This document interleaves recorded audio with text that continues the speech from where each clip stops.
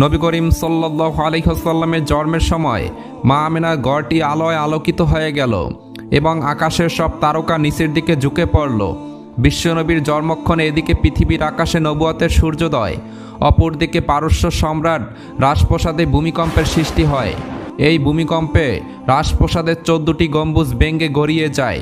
পারস্যের এক অগ্নিকুণ্ড যা 100 বছরব্যাপী বিরতিহীনভাবে জ্বলছিল তা সেই শুভ মুহূর্তে হঠাৎ নিভে যায়। সাওয়া নামক এক নদীতে যথারীতি পানি প্রবাহিত হচ্ছিল।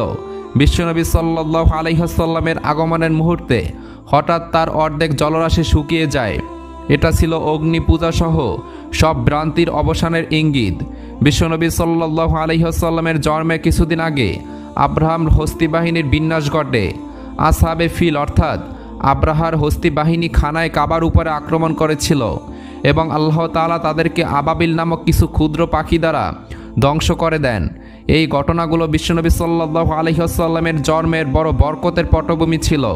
নবী করিম সাল্লাল্লাহু আলাইহি ওয়াসাল্লামের জন্মের পরে এক ইহুদি পণ্ডিত তড়িঘড়ি করে নবীজিকে দেখতে আসেন। তখন নবী করিম সাল্লাল্লাহু আলাইহি ওয়াসাল্লামকে দেখে সে চিৎকার করে বেহুশ হয়ে গেল। হুশ ফিরে আসার পর লোকটি বলল, হে কুরাইশগণ, নবুয়তের বাণী আজ থেকে শেষ হয়ে গেল। হে কুরাইশ সম্প্রদায়, ভবিষ্যতে এই শিশু তোমাদের প্রতি এমন এক আক্রমণ পরিচালনা করবে যার সংবাদ পূর্ব থেকে পশ্চিম পর্যন্ত ছড়িয়ে পড়বে। ইহুদি আলেমরা যখন শুনল মক্কায় এক শিশু জন্ম নিয়েছে যিনি শেষ নবী হওয়ার সম্ভাবনাময়, তখন তারা কুরাইশ নেতাদের মধ্যে কিছু লোককে উস্কে দিয়েছিল, কারণ তারা মনে করতে শুরু করে এই শিশু যদি সত্যি ভবিষ্যতে নবী হয় তাহলে আমাদের ধর্ম এবং রাজনৈতিক কর্তৃত্ব শেষ হয়ে যাবে, তাই এখনই তাকে শেষ করতে হবে। কিছু কুরাইশ নেতা এই প্রচারণা শুনে চিন্তিত হয়ে পড়ে। তারা শিশুটিকে পর্যবেক্ষণে রাখে। তখন শিশু মুহাম্মাদের নিরাপত্তার কথা চিন্তা করে। তৎকালীন প্রথা অনুযায়ী নবীজি সাল্লাল্লাহু আলাইহি ওয়াসাল্লামের আম্মা জান আমেনা তার নবজাতক পুত্রের জন্য একজন দুধমাতার খোঁজ শুরু করেন। তায়েফ শহরে বসবাসরত আমেনা এই সময় মক্কা থেকে দূরের বনু সাদ গোত্রের নারীদের মাঝে একজন উপযুক্ত দুধমাতার সন্ধান করছিলেন। অন্যদিকে বনু সাদ অঞ্চলে দুর্ভিক্ষ খাদ্যের অভাব চলছিল। সেই অঞ্চলের দরিদ্র কিছু নারী প্রতি বছর মক্কায় যেতেন নবজাতকদের দুধ পান করিয়ে লালন পালনের জন্য, যাতে বিনিময়ে তারা কিছু অর্থ বা সাহায্য পেতেন। হালিমাতুস সাদিয়া রাদিয়াল্লাহু তাআলা আনহা ছিলেন তাদের একজন। তিনি দুর্বল একটি সাদা গাদায় চড়ে মক্কার উদ্দেশ্যে রওনা হন, কিন্তু রওনাকালে হযরত হালিমাতুস সাদিয়া রাদিয়াল্লাহু তাআলা আনহা এই গাদাটি খুবই দুর্বল হওয়ার কারণে খুব ধীরে চলছিল। ফলে অন্যান্য দুধ মায়েরা অনেকটা এগিয়ে গিয়েছিল এবং তারা বহু দ্রুত মক্কায় পৌঁছে গেল, কিন্তু হালিমাতুস সাদিয়া জীর্ণ শীর্ণ গাদাটিকে নিয়ে বহু কষ্টে ধীরে ধীরে মক্কায় পৌঁছালেন। মক্কায় পৌঁছানোর পর হালিমাতুস সাদিয়া রাদিয়াল্লাহু তাআলা আনহা ও অন্যান্য মহিলাদের সামনে শিশুদের নিয়ে আসা হলো। দুদিনের মধ্যেই প্রত্যেকে এক একজন করে শিশু গ্রহণ করে ফিরে যেতে লাগলেন। শুধু হালিমাই রয়ে গেলেন, কারণ তার ভাগ্যে তখন কোনো শিশু জোটেনি। দুদিন ধরে তাদের সামনে যে শিশুটিকে বারবার আনা হচ্ছিল তিনি ছিলেন ইয়াতিম হযরত মুহাম্মদ সাল্লাল্লাহু আলাইহি ওয়াসাল্লাম। যেহেতু তার পিতা বেঁচে নেই তাই কেউই তাকে নিতে রাজি হচ্ছিল না। মনে করছিল একটি ইয়াতিম শিশুর পরিবার আর কী বা সাহায্য করতে পারবে। যারা ধনী তাদের সন্তানদের পিছনে খরচ করা যায়, কিছু পাওয়ার আশা থাকে, কিন্তু এই শিশুর তো পিতা নেই, মায়ের পক্ষ থেকেও কিছু আশা করা যায় না। তাই অনেকেই মুখ ফিরিয়ে নিলেন। হালিমাতুস সাদিয়া দলের সবাই যখন শিশু নিয়ে ফিরে যেতে প্রস্তুত, হালিমার কোল তখনও ফাঁকা। স্বামীর সঙ্গে মিলিত হয়ে তিনিও ফেরার সিদ্ধান্ত নিলেন, কিন্তু ঠিক সেই সময় হালিমাতুস সাদিয়া রাদিয়াল্লাহু তাআলা আনহা স্বামীকে বললেন, আল্লাহর কসম, সবাই যদি শিশু নিয়ে ফিরে যায় আর আমি যদি একেবারে শূন্য হাতে ফিরে যাই তাহলে সেটা আমার জন্য খুবই কষ্টদায়ক। আমি যাচ্ছি ওই ইয়াতিম শিশুটির কাছে, তাকে নিয়ে যাব। অতঃপর হালিমা রওনা দিলেন আমেনার বাড়ির দিকে। পৌঁছে তিনি যখন বললেন শিশুটিকে নিতে চান, আমেনা তখন সোজাসাপটা জানিয়ে দিলেন, আমি দুঃখিত, আমি এর বিনিময় কিছুই দিতে পারবো না। ওর বাবা নেই, আমার পক্ষে কোনো পারিশ্রমিক দেওয়া সম্ভব না। কিন্তু হালিমাতুস সাদিয়ার হৃদয় গলে গেল। নবীজি সাল্লাল্লাহু আলাইহি ওয়াসাল্লামের সেই চাঁদের মতো মুখ দেখে, এমন কোমল শান্ত চেহারা দেখে তার মনে আর কোনো হিসাব নিকেশ রইল না। বিনা কোনো পারিশ্রমিকে ভালোবাসা থেকেই তিনি শিশুটিকে কোলে তুলে নিলেন। হালিমাতুস সাদিয়া গরিব হওয়া সত্ত্বেও তার ছিল না কোনো প্রত্যাশা, ছিল না কোনো পারিশ্রমিকের হিসেব। তারা যখন বাড়ি ফিরে যাওয়ার প্রস্তুতি নিলেন, তখনই তারা হঠাৎ দেখলেন যে উটনিতে চড়ে তারা মক্কায় গিয়েছিলেন সেটা ঠিকমতো হাঁটতেই পারত না। সে উটনি হঠাৎ এত গতিতে চলতে লাগলো যে পুরো কাফেলার সামনে চলে গেল। যারা আগে ছিল তারা অবাক হয়ে জিজ্ঞাসা করল, এটা কি সেই উটনি যেটা কষ্ট করে পিছনে আসছিল? হ্যাঁ, এটাই সেই উটনি। অবশেষে হালিমাতুস সাদিয়া রাদিয়াল্লাহু তাআলা আনহা ও তার পরিবার ছোট নবীজিকে নিয়ে বুনা সাদ গোত্রের নিজ বাড়িতে ফিরে এলেন। অতঃপর পরের দিন থেকে তারা দেখতে লাগলেন তাদের বকরিগুলো প্রতিদিন চরণভূমিতে যেত আর ফিরে আসতো দুধে পরিপূর্ণ ওলান নিয়ে। তারা আরামে দুধ দহন করতেন, পেট ভরে খেতেন, অথচ আশেপাশের লোকদের পশুগুলো ক্ষুধার্ত ও শূন্য ওলান নিয়ে ঘরে ফিরত। তখন তারা হতাশ হয়ে তাদের রাখালদের বলতো, তোমরা কি দেখো না হালিমার পশুগুলো কেমন সুস্থ? যেখানে সে রাখে সেখানে তোমরাও কি রাখতে পারো না? তোমরাও আমাদের পশুগুলো সেখানে নিয়ে যাও।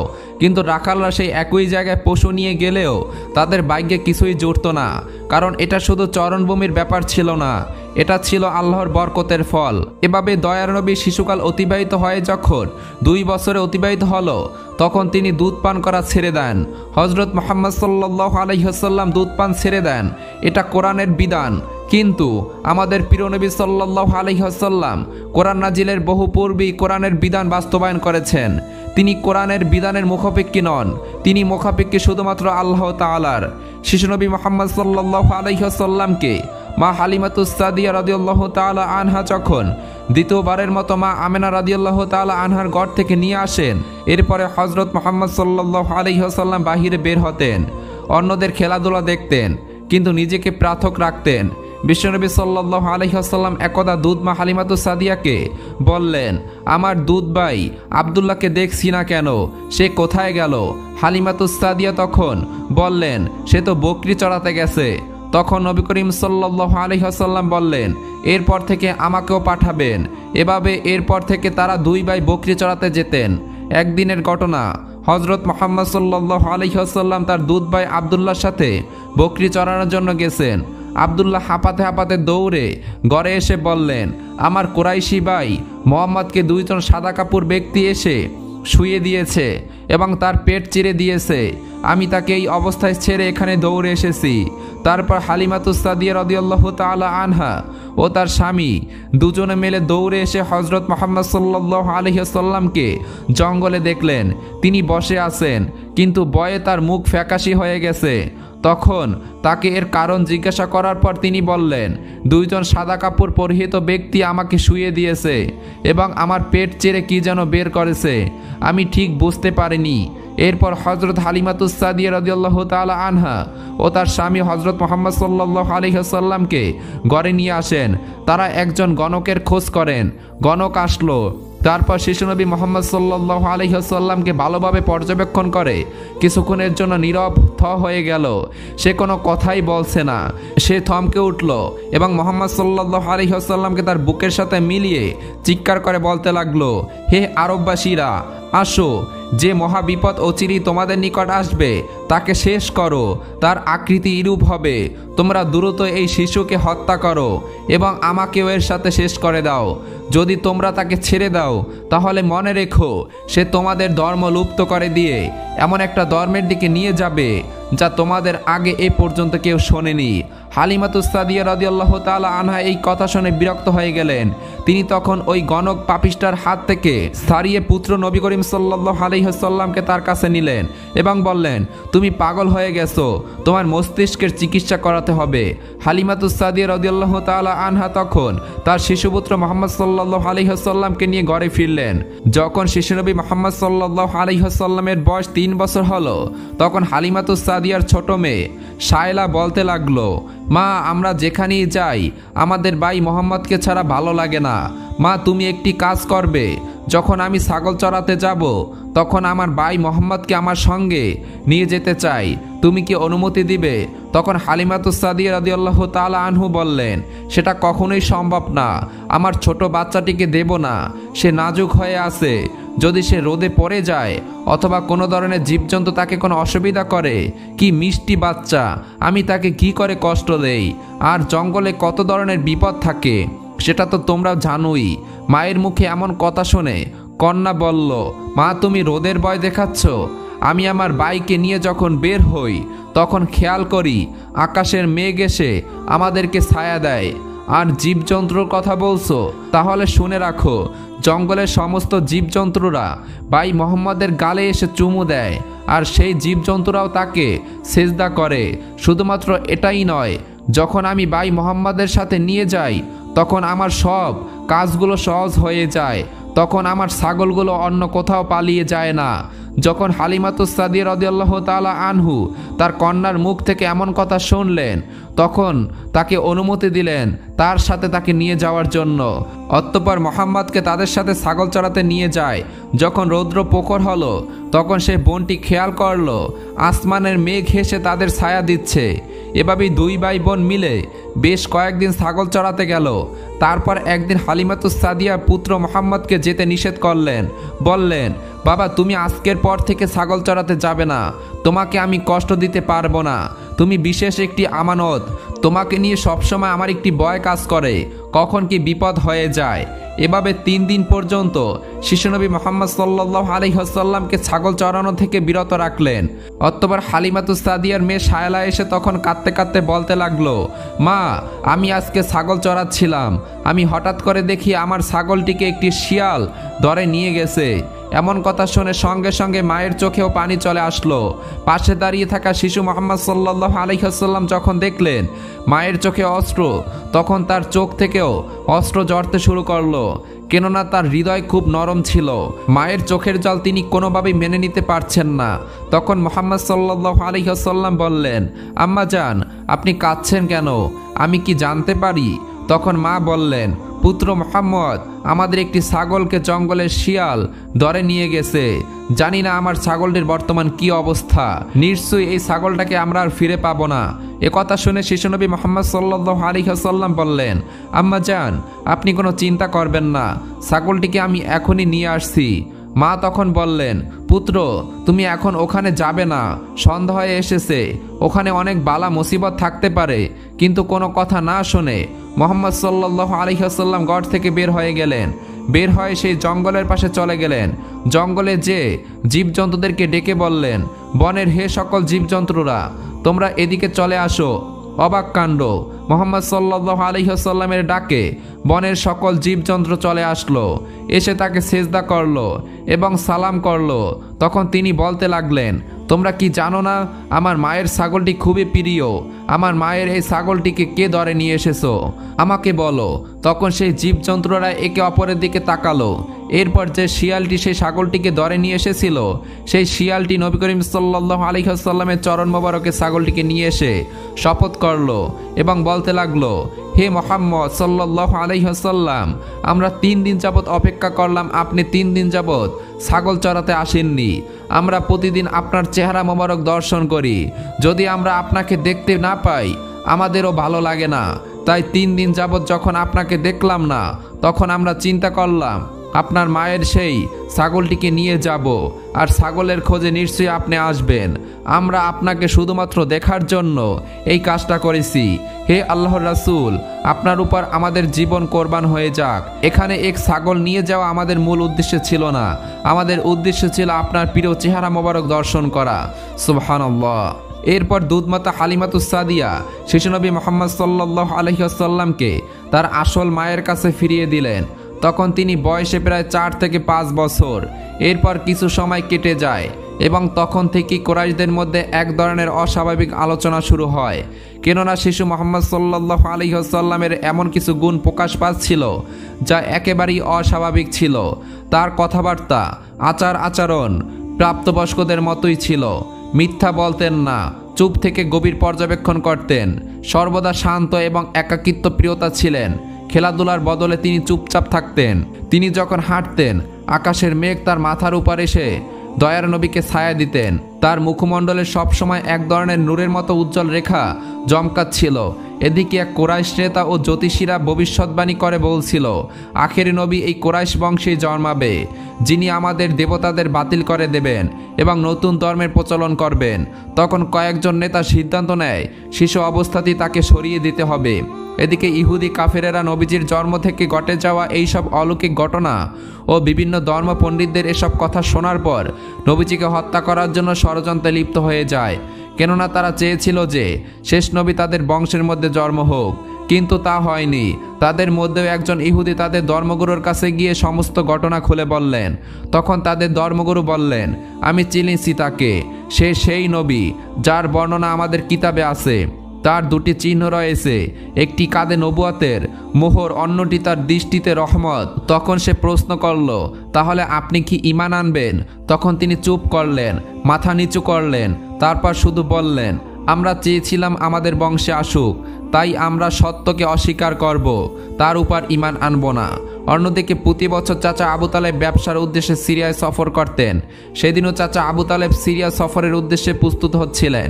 ঠিক সেই সময় শিশু মোহাম্মদ সাল্লাল্লাহু আলাইহি ওয়াসাল্লাম এসে বললেন, চাচা যান, আপনার সঙ্গে আমিও সিরিয়ায় সফরে যাব। কিন্তু শিশু মোহাম্মদের কথা চাচা আবু তালেব ফেলতে পারলেন না। অতঃপর পরের দিন ব্যবসার উদ্দেশ্যে শিশু মোহাম্মদকে নিয়ে চাচা আবু তালেব সিরিয়া সফরের উদ্দেশ্যে রওনা হলেন। এভাবেই চলতে চলতে কয়েক মঞ্জিল পথ অতিক্রম করার পর বাণিজ্য কাফেলা শাম নামক একটি জায়গায় গিয়ে বিশ্রাম নিচ্ছিলেন। সেখান থেকে কিছুটা দূরে খ্রিস্টানদের একটি গির্জা ছিল। সেই গির্জায় খ্রিস্টানদের একজন ধর্মগুরু ছিল। সে ছিল সেই জমানার সবচেয়ে মহাপণ্ডিত ব্যক্তি। কাফেলা যখন আবারও চলতে শুরু করলো, তখন ওই খ্রিস্টানদের ধর্মগুরু লক্ষ্য করে দেখল কাফেলার সাথে সাথে যে সোজা শিশু নবী আছে তার ঠিক মাথার উপরে অখণ্ড মেঘ আছে, তার মাথার উপরে ছায়া দিতে দিতে সরে আসছে। এটা দেখে তিনি অবাক হয়ে গেলেন। খ্রিস্টান ধর্মগুরু খুব শীঘ্রই তাদের ধর্মগ্রন্থ পড়ে বুঝলেন নিশ্চয়ই কাফেলার ভিতরে আখিরি জামানার শেষ নবী রয়েছে। খ্রিস্টান ধর্মগুরু তখন সেখানে গেলেন এবং আবু তালেবকে বললেন, হে কাফেলার সর্দার, নিশ্চয়ই এই শিশুর পিতামাতা ইন্তেকাল করেছে। আবু তালেব বললেন, হ্যাঁ, আপনার অনুমান সত্য, তারা ইন্তেকাল করেছে। এখন আমি তাকে লালন পালন করি। তখন খ্রিস্টান ধর্মগুরু বলল, হে কাফেলার সর্দার, তুমি শুনে রাখো, আপনার বাতিজা নিশ্চয়ই আল্লাহর শেষ নবী হবেন। তার পৃষ্ঠদেশে মোহরের নবুয়ত খচিত আছে। তার প্রতি তুমি খুবই সতর্ক দৃষ্টি রাখবে এবং তাকে কোথাও একা যেতে দেবে না। কেননা ইহুদি নাসারাগণ এটা জানতে পারলে চিনে ফেলবে। তারা শিশু মোহাম্মদকে প্রাণনাশের চেষ্টা করবে, এতে কোনো সন্দেহ নেই। তখন চাচা আবু তালেব বললেন, আপনি এই খবর জানলেন কিভাবে? তখন খ্রিস্টান ধর্মগুরু বললেন, আমি তাওরাত কিতাবে এই ঘটনার বর্ণনা পেয়েছি। তুমি যাও, তোমার বাতিজাকে এখানে ডেকে আনো। তখন চাচা আবু তালেব শিশু মোহাম্মদকে সেখানে আনার জন্য চলে গেলেন। কিছুক্ষণ পর খ্রিস্টান ধর্মগুরু দেখলেন আবার একটি কাফেলা রওনা হচ্ছে। তখন খ্রিস্টান ধর্মগুরু সেখানে গেলেন এবং তাদেরকে জিজ্ঞাসা করলেন, আপনারা কারা আর কোথায় বা কি উদ্দেশ্যেই বা যাচ্ছেন? তখন তারা উত্তর দিল, আমরা রোম দেশের সৈন্য। আমাদের বাদশা আমাদেরকে পাঠিয়েছে যে দুনিয়াতে নাকি আখিরি নবীর আবির্ভাব হয়েছে। অনেকদিন আগেই আমরা তার সন্ধান করছি, তাকে খুঁজে ফেলে হত্যা করে দেব। আপনি কি তার কোনো সন্ধান দিতে পারবেন? তখন খ্রিস্টান ধর্মগুরু বলল, তোমরা বৃথায় তাকে খুঁজে বেড়াচ্ছ। আল্লাহ তাআলা যদি সত্যি তার শেষ নবীকে দুনিয়ায় পাঠিয়ে থাকেন, তবে তো তিনি নিজেই তাকে হেফাজত করবেন। কারো এমন সাধ্য নেই যে তাকে হত্যা করতে পারবে। অতএব তোমরা আবারও রোম দেশে ফিরে যাও। এই কথা শুনে ওই সৈন্যগুলো ফিরে গেল। এভাবেই সেই দিন অতিবাহিত হয়ে গেল। তখন রাতের বেলা খ্রিস্টান ধর্মগুরু চাচা আবু তালেবকে তাদের গির্জায় ডেকে বলল, হে কাফেলার সর্দার, দেখেছো তো আমার কথাই সত্য। ইহুদি নাসারাগণ আখিরি নবীর সাথে চরম শত্রুতা পোষণ করে। তারা যদি শেষ নবীকে হাতের কাছে পেয়ে যায় তাহলে হত্যা করার চেষ্টা করবে। অতএব বাতিজাকে নিয়ে বিদেশে যাওয়া উচিত হবে না, ফিরে যাও তুমি।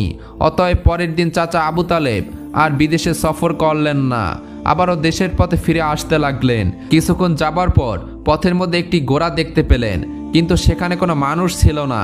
এটা দেখে তারা সেখানে দাঁড়িয়ে পড়লেন। তারপর দেখলেন একজন মানুষ মৃত অবস্থার মতো শুয়ে আছে। আসলে এটি ছিল একজন ইহুদি যে শিশু নবীকে হত্যা করতে এসেছিল, কিন্তু আজ সে নিজেই তার এই অবস্থা। নিজের হাতে তখন শিশু নবী তাকে পানি খাওয়ালেন এবং তাকে বাঁচিয়ে তুলেছে।